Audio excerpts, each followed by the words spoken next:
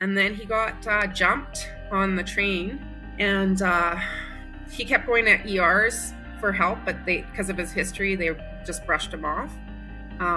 So he got discharged from the hospital at noon. I talked to him at 7 that night. Was like, I don't know why I'm so much pain, Mom. They keep sending me home. And it's like, okay, I'll see you tomorrow, son. And then at 9 o'clock the next morning, I saw on Facebook, rest in peace, cut.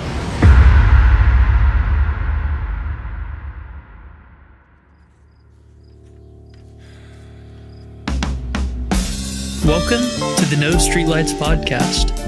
I'm Aaron. And I'm Tim. We're veterans, here to talk about mental health, resilience, and the real struggles we face every day. Our goal is to foster kindness through understanding. So, let's take a breath, relax, and be welcome.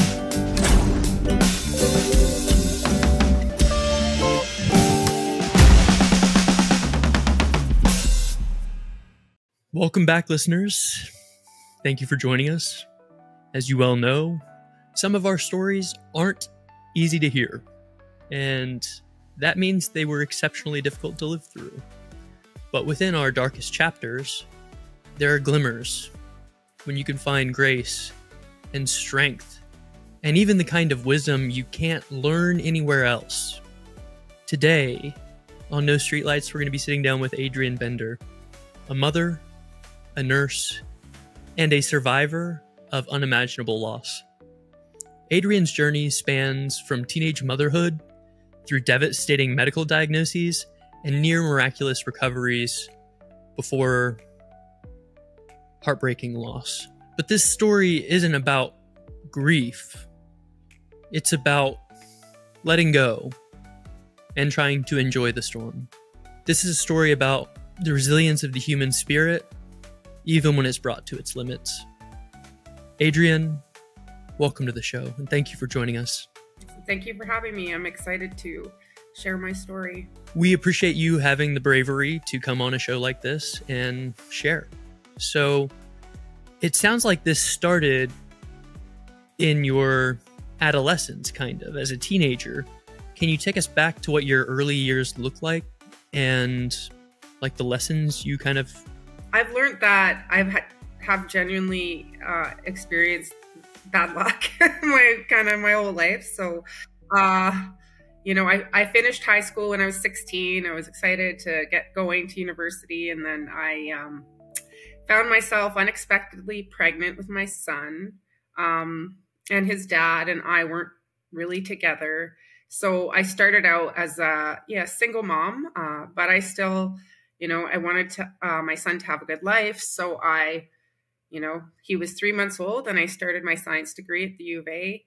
And so I just kind of kept pushing through. I lived on my own. I worked. I had a baby. I was doing my science degree. And then, when he was about 5, I got married. Then I had his sister about a year later. And that marriage was not for the faint of heart. It wasn't an easy one. It was very toxic and abusive, more so in the emotional, psychological kind of situation. So once I was working, we did get divorced. And then, so I was a single mom again with my 2 kids.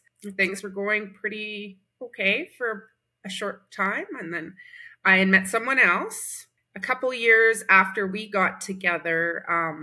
My daughter had a really sore arm. So I took her to the ER and they said, oh, it's probably a broken collarbone and let's, just give her Advil. And it was about 2 weeks and it was still really sore. So one beautiful Friday evening, I brought her to the emergency room to have a look at the arm. And then as they were asking me questions, my mind started wheeling and oh no, she hasn't had blood work, and yeah, she is kind of pale, and so before we got the results back, I kind of knew that she had cancer. One thing that really interests me about hearing your story is the fact that you are registered as a psychiatric nurse. So throughout all of this, you were hyper aware and kind of almost calculating where you were on your journey and seeing where the next steps were going to be as you were navigating this. Even abusive relationships and narcissistic personalities and like anxious attachment styles. So, how did your pursuit of psychiatric nursing really inform your view of your own mental health journey? Oh, sometimes it's a blessing and sometimes it's a curse because don't I know it? I assessed mentally ill kids for 15 years. So my assessment skills are pretty good. So like I pick up on patterns in others pretty quickly. And so I find that challenging, and because not everyone sees that. Yeah. So you know you're dealing with a toxic, horrible person, but everyone else doesn't see it. So, and then in my own journey, like I know it's like, oh, I'm having some pretty dark thoughts. Maybe I should, go on an antidepressant or get myself back to therapy. Or man, this story leaves me speechless at every turn. So you'll have to excuse me. Sorry, Tim, I'm going to make you cut some pauses. But how did you, as a parent, deal with this life-threatening condition as you got the blood work back, coming back to the main story of your daughter and finding out that she was dealing with, as people often refer to it, the big C? The first night I cried so hard. my face was like, I felt like I rubbed my cheeks raw with sandpaper. Yeah, from the salt. I had just, my son started, so before Mackenzie got cancer, my son was dabbling in addiction. So I had just, I quit my job. I pulled him out of school. I homeschooled him. I got him all this stuff. And he was on his way out, starting a new school. And literally the first week that he started the new school was when she got sick. So then I had 2 kids, and the type of cancer she had was really aggressive, like AML leukemia. It's not the good one. We were in the hospital for 9 months, pretty much, with little breaks, but in. So I couldn't really supervise my son. I had to, reach out to family to, take him so he wouldn't be unsupervised. And, when she made it out of the first cancer diagnosis, she was in remission. And when she did that, then it was then I had to pick back up with my son. Then it was after 9 months of sleeping in a chair a couple hours at a time. Yeah. And then, and in the middle of that, my husband's ex-wife took us to court for alimony. So, and he was out of a job. So what I would do is I would sleep at the Stollery Hospital, and then I go pick up shifts at the Royal Alec, and then go back. And I never went home. I was at one hospital or the other hospital. So I could. The dusting must have been atrocious when you came back. Yeah. No, it was really difficult. And it was really hard because it was I can't not be here for my daughter, but I really want to be there for my son. And his father had moved. So I didn't have his support at all. It was just kind of fly by the seat of your pants. And I could see him, the longer she was in the hospital, I could see him spiraling and more and more and more and more. So then when she was good, clean bill of health, then it was him. Then I had him court ordered to rehab. And then I put him in a hospital where he came home on the weekends to work on his mental health for 6 months. And then, things were pretty good for a couple of years. He finished high school and she was healthy. And then my husband fled the country and took all our money. As one does. I mean, that's... Yeah, it was we got into a text fight, and then I never saw him again. And he didn't even take anything. He left with the clothes on his back. Well, I mean, we can be grateful for that, I suppose. Yeah. And then, so I had all this debt and all these bills. And then my son started spiraling really bad. So then I had to kick him out because I was working 60 hours a week, taking care of my daughter. And then my son was I'd come home and there'd be scary drug dealers in my house. So I had to kick him out. And then Mackenzie's cancer relapsed right after that. So did you find yourself able to experience joy or hope while your world was literally crashing down around your ears? Because that's one wild thing that I find most often, as an observer of my own story. I'm having fun despite the world falling down Yeah. around me. I got good at that. Like I got good at Compartmentalizing, I think we should call it. Yeah, like Yeah. Kyler would be homeless and like reach out to me, and like he seemed kind of straight that day, so I'd take him out for lunch and get him a haircut and get him some groceries and just enjoy that afternoon, and hope that there's more of those times. And with my daughter, when she was like, the second bout of leukemia was way worse. She had to go get a transplant. She almost died a lot of times. But I mean, if she was feeling good and we got a day pass, it would be like, oh, we're going to the spa, or, whatever you can do with someone who's quite sick, right? Out for lunch. Talk about cognitive load. Yeah. So do you want to share with me one of your fondest memories of these difficult days? This like 12 to 18 month period, it sounds like you're telling me about, before we get on to this next. Well, 10 days before Mackenzie passed away. She was an Aries, so she was very driven. Hello. And she, so I was living with this guy and he had kids, and she like planned this Halloween party for them. And she worked so hard. Like she was so weak, she fell over in Dollarama, like buying the decorations but she decorated the house. She made the crafts with the kids. She told them scary stories, had like a little feely thing. Like she did so much work. And the kids were like so happy, and it was such a beautiful day. And when the last kid left, she's like, Mom, I have to go back to the hospital. I can't breathe. But she like did that for those kids, even though, she was 10 days away from dying. One thing we talk about a lot is coping strategies. And I know that your story is laced with its own difficulties and adversities. So what are some of the coping mechanisms or habits you are using to kind of get through this 2-year crucible that would break most people? Well, I had some positive coping strategies and some negative ones. I mean, I did hit the happy hour.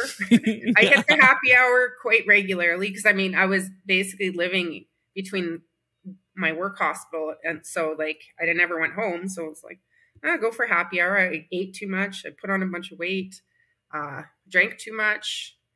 But then some of the things I did, like that I was pretty good about being consistent, was the finding joy. Like I would make it a goal to find something positive in each day, and then I exercise. Like that's, if I got my exercise in, and if I would be like, okay, I'm going to force myself to go for a walk. Like one time I remember Mackenzie was having some emergency lung surgery, and I went walking down White Ave.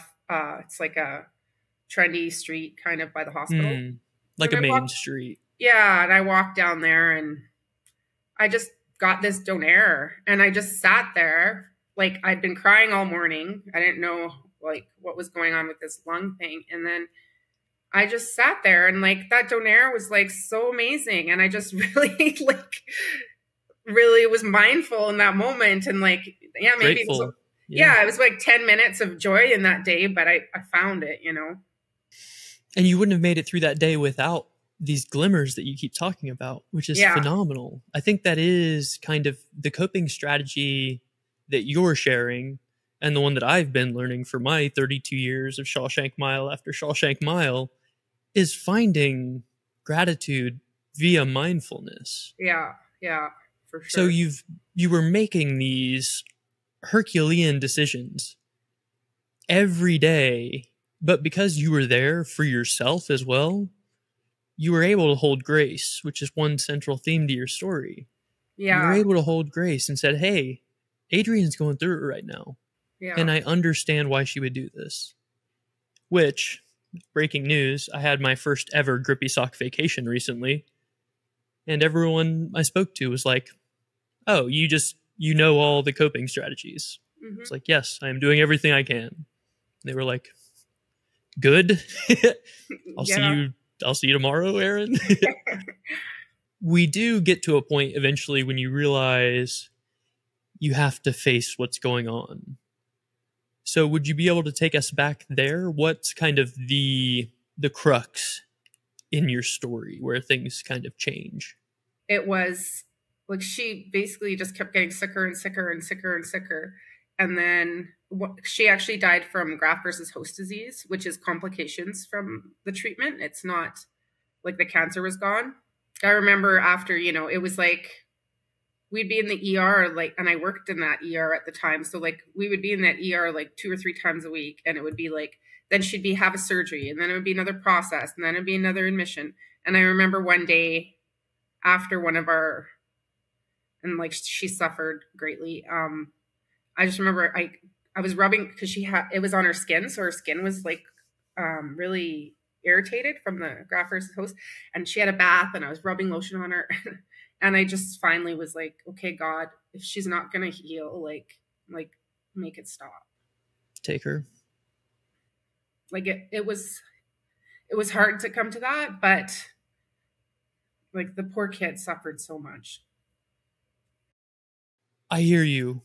And I think that's one really incredible blessing that our good friend and repeat guest that everyone talks about, Ryan Higginson, he shares that, it's not a bad thing when someone passes. Mm-hmm. It means they've gone past. They're on to the next thing, which is such a lovely adventure. Yeah. And she's having a great time. I'm so glad that you were able to find glimmers. Yeah. COVID hit right after you lost your daughter, if I'm reading the script correctly. Yeah. And then you have to suddenly be a caregiver for your grandfather. So this is another full-time job after working 16 to 18 to 24-hour days for 1.5 or 2 years. Yeah, because my dad actually ended up getting the same cancer she had. This is the worst Groundhog's Day anyone could imagine. Jesus. Yeah, and he died within 6 weeks of diagnosis, so it was really sudden. So he died 4 months after my daughter. And then he was my grandfather's caregiver. My aunt had come up, and I was like, oh, good. Like, take care of your dad. Like, put him in a home. Like, I just lost my daughter and my father, and I'm working full time. And she just looked at me one day and said, I'm not this person. I'm not the person who takes care of her demented father. And she just booked her flight back to Arizona. And I was the only one there. Like, I had no choice. So I was like doing meal prep and like taking him to all his appointments. And he had home care, but like he didn't like them, so he wouldn't let them in. So it wasn't even really like, it wasn't even like, wouldn't let them in. Yeah. No, Adrienne does this.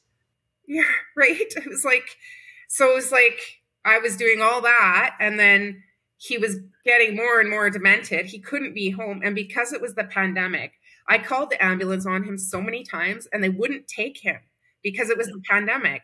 And then finally, Jesus, he had agreed to go in the ambulance because he hurt his knee playing hockey the night before.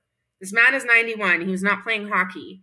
But that's how we got him to willingly get in the ambulance. And then I just said, I can't take him back. So then he did go into long-term care, but then he passed away 6 weeks after he was in long-term care. So I had, I planned my daughter's funeral, my father's funeral, and then my aunt. I just said, you know what?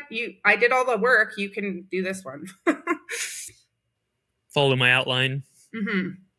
What refuge were you able to find during this earth-shattering storm? Because we're talking about moments of miraculous recovery before something that you have to reconcile. And on a scale or magnitude that most people can't truly imagine, that somebody would have to sit down for days and try and understand what you were going through. And this was during COVID, when the whole world was shut down and crazy, and it wasn't the apocalypse we ever asked for. It was way lamer. So were you afraid that things wouldn't get better? What can you share, like what kept you going? I think I do. I do really well in stressful situations. So I think I just do it. I just do it one foot in front of the other and do it and do it and do it. And then like when it's over, then I feel it. But I just did it. Like it was like I didn't have a choice. I think all of our military people, all of our parents, all of our everyone is going to understand that. Just having your head down to where you can only see your left foot, then your right foot, your left foot. And I've been joking with my mother, because our backs have been acting up, about we'll crawl if we have to, but that is seriously the mentality of a survivor. That is what they look for in BUDS screening and in Green Beret screening. They look for somebody who won't quit no matter how much sand you kick in their face. Mm-hmm. I understand that you had a dream that brought you the book you end up writing. Mm-hmm. Can you please share with us that moment and why it mattered and how that's kind of reshaped the world around you? A little bit backpedaling, like with my son. So after his sister died, he spiraled really bad. He ended up overdosing and then he almost died. And then I was like, okay, that's it. You're coming home. So I brought him home. This is during the pandemic. Mm-hmm. Thank God I was working from home so I could babysit him. It was hard at first. Like he was still using and like I had to have him removed by the police several times and I had to Narcan him a couple times. And then he went to rehab and then he started Suboxone treatment. And it was like a miracle. He was sober, sober and clean for, over 6 months. And then he had said, Mom, I want to go to college. And I was like, what? You want to go to college? What? I never thought and then, so he started going to college to be an addiction counselor and he was doing really, really well. And then he got jumped on the train and he kept going to ERs for help, but because of his history, they just brushed him off. Yeah. So he got discharged from the hospital at noon. I talked to him at 7 that night. Was like, I don't know why I'm in so much pain, Mom. They keep sending me home. And it's like, okay, I'll see you tomorrow, son. And then at 9 o'clock the next morning, I saw on Facebook, rest in peace, Kyler.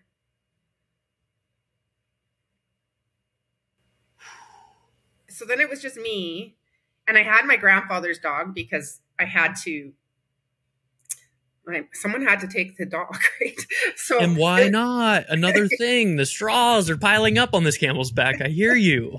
Good God. So I had Tisu and I also fell and had a really bad concussion. So I ended up, I got an office for about a year because of my concussion symptoms. So, and it was really dead. I had nothing to do at work.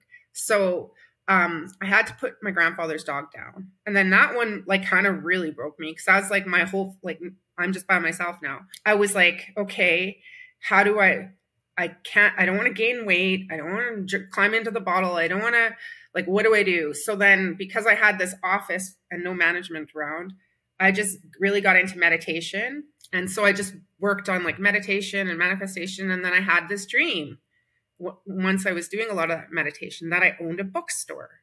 And then I was like, I did start writing the book when my daughter first passed away, but obviously it got paused because all the things. Yeah. Because all the things. Then it just came to me, I got to finish that book. And then since I had my little private office, I just hammered it out. One of the weirdest things I've had to deal with whenever the world was exploding and I was doing 300 jobs at once and the cognitive load was unbearable. Did you have periods of derealization where you just felt like you were watching an executive perform task after task after task and you were kind of disconnected from it? Yeah, because it was crazy. I don't even know why I was I should not have been working. I was just it's just I just robot did it. Yeah, autopilot for years. Yeah, I understand what that's like. And when I look back at it now, I'm like, geez, I can't even manage to clean the house that I messed up and I only live here. How was I driving people around to appointments and working and buying groceries? And one thing I've recently told my wife was, without you, my life sucks, which finally has made her grasp how much I appreciate her being around. I'm just trying to work through this in the background, so I'm going to bring it to the fore. How do you make sense of miracles that don't last? How do you keep going after that? You talked about spirituality and stuff coming into it, but you said you believe that your children are still doing work. Here, we're about recognizing the work that's being done. So please tell me, Adrienne, what is going on in the background that needs to be brought to the fore? I truly believe that both my kids were here for a reason and to teach people. So many people have come forward to me, like telling me, kindnesses that my son did that I didn't know about, or like everyone at the hospital, children's hospital, like her funeral, there's like 600 people. And they were like, she made me a better doctor. She made me a better nurse. Right before she passed, when she was in a coma, the day before, her oncologist came in and said, I'm not supposed to say this, but I'm going to tell you anyways. And she said, I had a dream about Mackenzie last night, and she was dancing in ballet slippers. And she said, Dr. Marta, I'm not sick anymore. Yeah. And I see signs like from them all the time. Like I get songs from my son. I get dragonflies from my daughter. I get eagles from my son. And then since I've written the book, which is The Almost Miracle Years. Thank you. Because it was Thank almost you for a putting miracle. that up on screen, Tim. But it wasn't. I hear you. It's just bizarre. Like everywhere I go, I tell people, like I'm be sitting by myself having a drink and selling my book. I sold a book to my Uber driver. Like it's like I was meant, like I really believe that all of that was for me to share this story, because everywhere I go, everyone's buying my book. And like random strangers. I sold one to a lady in the playground. Like it's just, so I believe that that's my purpose, and I believe that that's their purpose, and that their work is coming through me so that other people can learn. Like you don't have to be the victim. You can still, I still have however many years left on this earth. I can't just crawl into a hole. Yeah. So you found purpose in that deep, dark hole that was kind of hoisted upon you. You didn't choose to go into this deep, dark well of an experience, but now you've made it through. So it's your job to tell people that we're all made of the same stuff. And I'm picking up what you're putting down because I'm here in the trenches with you. So Thank you for bringing that message that even when you're hurt, even when you're scared, even whenever the world is crashing down around you, you can still move your left foot. Yeah. And then your right foot. Then your left foot. And eventually you'll be able to pick your head up. Yeah, have a donaire. Oh, JR's Donut Castle, not a sponsor, but I want them to be desperately.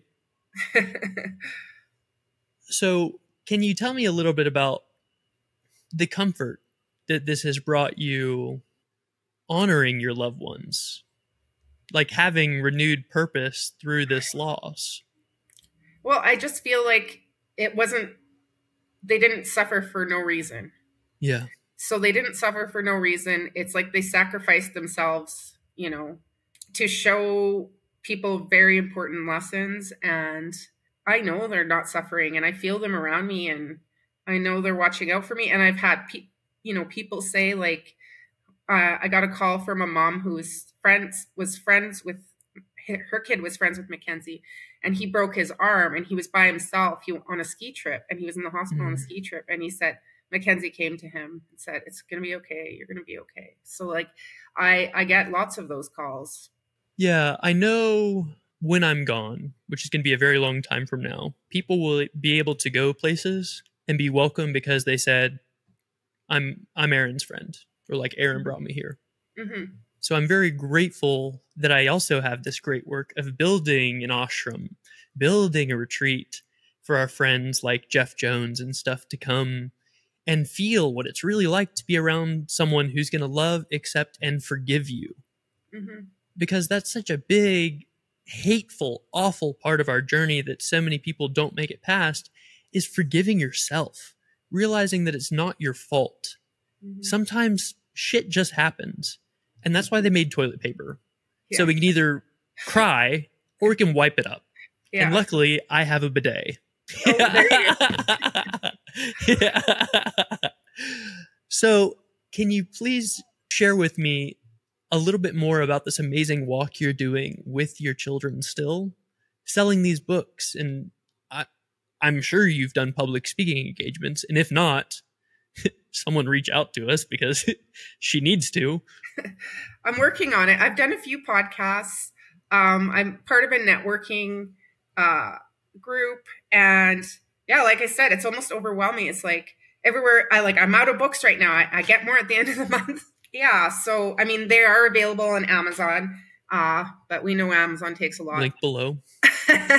To your preferred link. Do you have like an adriennebender.com? I do. However, it's almost as expensive for me to mail them myself. So, I mean, Amazon's good. I'll send you guys one because you had me on here. It looks like comfort. So I'm glad that's what you have written within the pages. Yeah, like they serve their purpose and they're continuing to serve their purpose. And another thing I really look at the blessings is like I spent so much time with my kids because of their afflictions. Like I was like in there day in and day out. And then when my son was here and it was the pandemic, I was like, how many 25-year-olds hang out with their mom all day, every day? Like, not very many. I'll tell you that. So, I mean, I feel like I got more time with them than most parents do.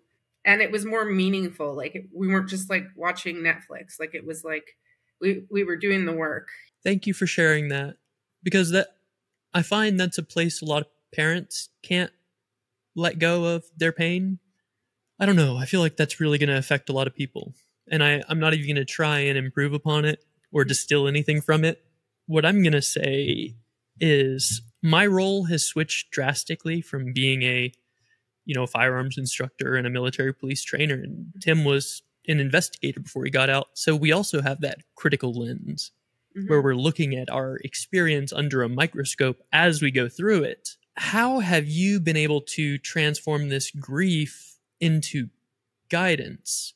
Well, you got to feel the pain, that's for sure. Like, so I mean, and honor that pain. And that pain is amazing because that pain means that there was great love. I'm not going to say I didn't scream and cry, for hours in my house and everything just went hunky-dory after. But, I honored that pain and I talk about them. And I think that it's important to keep them alive that way. And I'm not trying to get attention or people feel bad. It's like, I'm proud that those were my kids. And I make them a Christmas stocking. I just put like their favorite, like edible things and then I eat it later. But like, I still honor them. You share it. Yeah. What an amazing gift to our listeners. If you lose someone, you can still give them their stocking and you can share it with them later. Yeah. Man, thank you for that golden nugget, Adrienne. We're going to have to make a t-shirt about that or something. So what could you possibly say to reach out to someone who's in that pool of deep grief right now and doesn't know how they're going to make it to the pond at the end of their Shawshank Mile? In the early days of my first loss, I made it like almost like a schedule. It was like I needed something to look forward to. So if it was a yoga class or a coffee date, or I didn't want to, but I forced myself. And then I forced myself to just like not be consumed by grief for that chunk of time.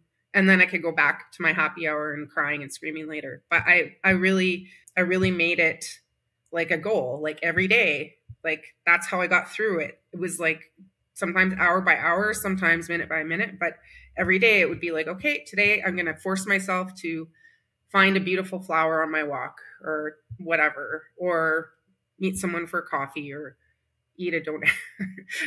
Yeah, pain makes us present in a way that peace doesn't. And I'm very grateful that I have this opportunity to be a warrior in a garden. Mm-hmm. And through gardening, you learn so many lessons, like passing, not being a negative thing, understanding that, we came from somewhere, so we have to go somewhere, and that our soul's momentum won't be lost. I know that after I go, so many people will be able to carry on because of the impression I left on them. So that's a huge thing we're sharing with the show, is realizing that whatever you're doing is additive. It is being fed into the collective whole.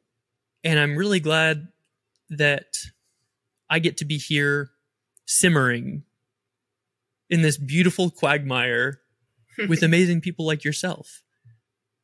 So, Adrienne, where else can people find you? Typically, we don't do this to the end. My website, so adriennebender.com.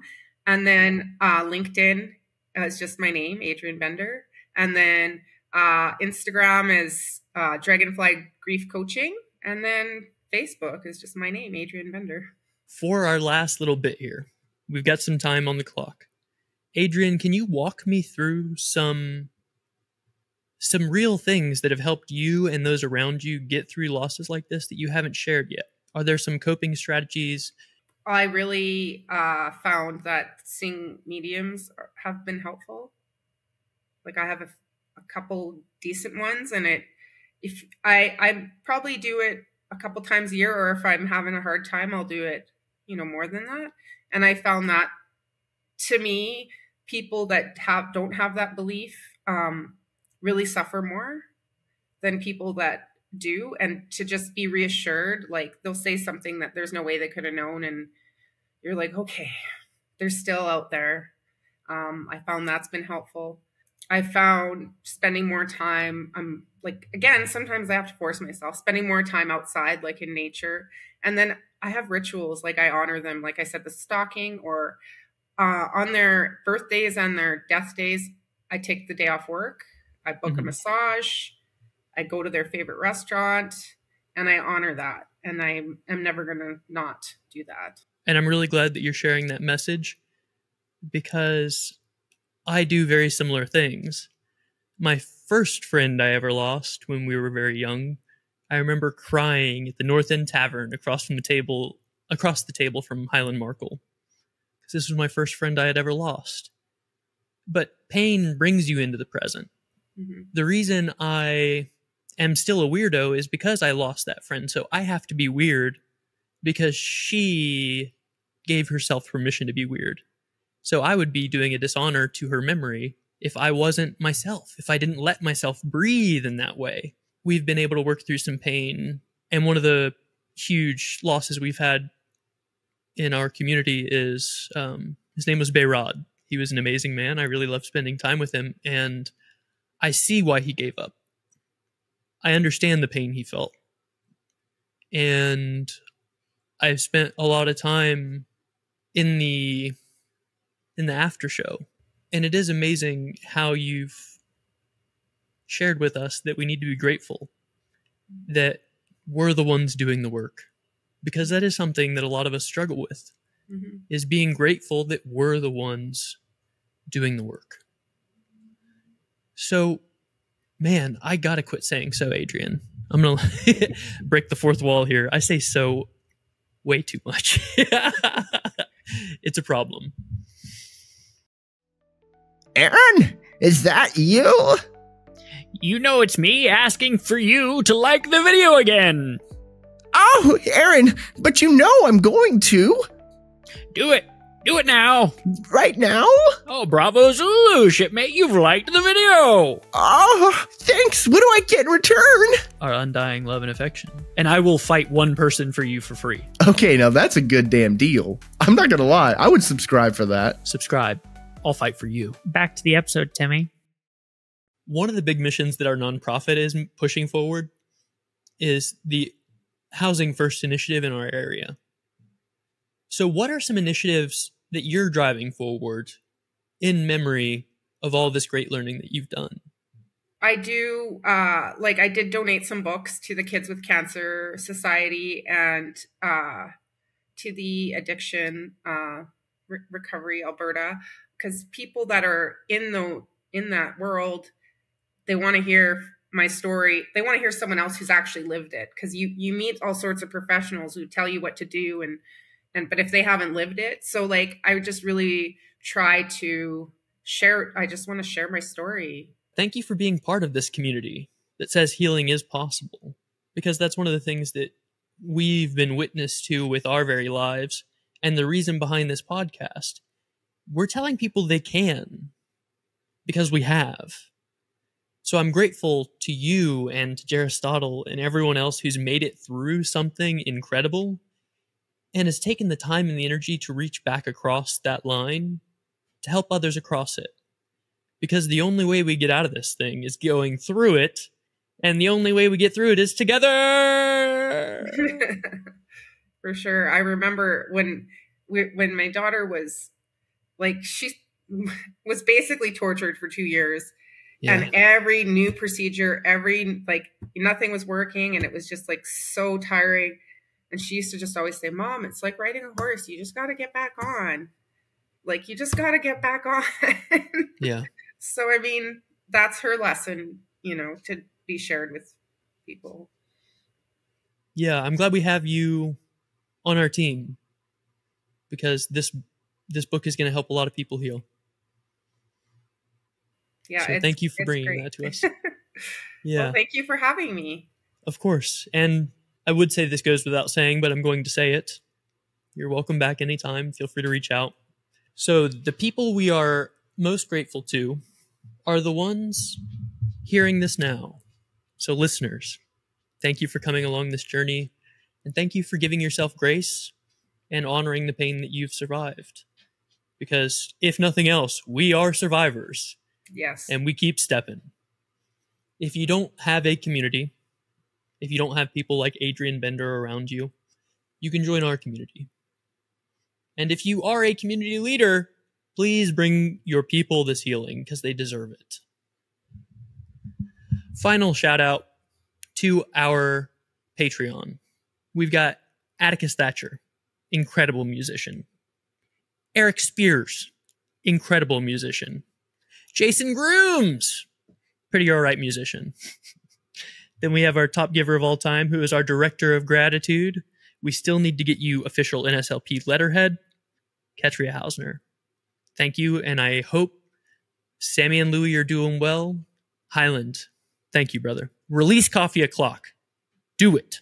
I'm tired of asking nicely. Last little disclaimer here, our podcast cannot be substituted for professional medical advice. Adrienne Bender is certified. I am not. I'm just, I'm like that insurance company. I don't know, but I've got your back. That's what matters. So, if you need help now, please call 911, or you can text or call 988 for immediate intervention. You can use our code over on BetterHelp. That's betterhelp.com/NSLP. Gets you 10% off your first month, and it helps the channel grow quite a bit. Until next time, be good to yourselves and each other. We love you, and believe it or not, you're worthy of that love. As my good friend Tim would say, peace! No street lights, but we're finding our way. In the dark, but we've got something to say. Lessons learned and stories untold.